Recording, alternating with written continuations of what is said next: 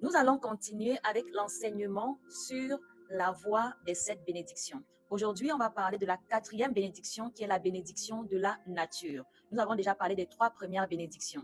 Donc la fraternité, la bénédiction de l'homme, la bénédiction des ancêtres, la bénédiction du corps. Aujourd'hui, on va parler de la bénédiction de la nature.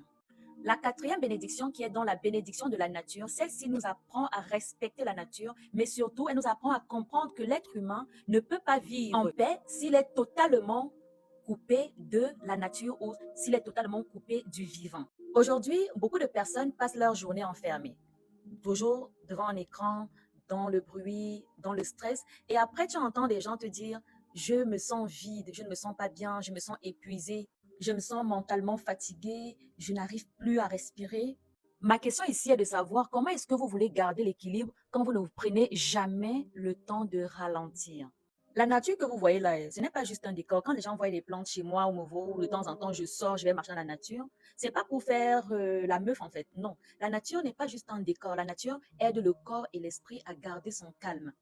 Quand tu ne te sens pas bien, tu te sens vide, tu te sens faible, la nature va t'aider à retrouver le calme que tu es en train de perdre. C'est pour ça que vous voyez tout le temps, on vous demande de sortir de temps en temps, aller marcher dehors, parce que quand tu marches dehors sans téléphone, tu es là, tu écoutes le vent, tu regardes les arbres, tu regardes le ciel, ton esprit commence à respirer autrement.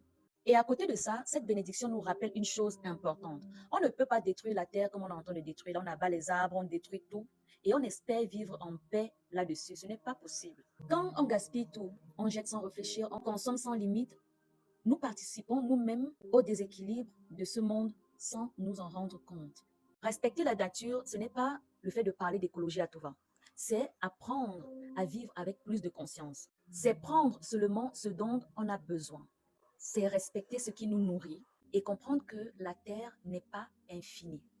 Parce qu'au final, la manière dont tu traites la nature reflète aussi la manière dont tu te traites toi-même. Retenez donc ceci. Celui qui s'incline devant la terre portera les cieux. On se voit bientôt pour la bénédiction numéro 5.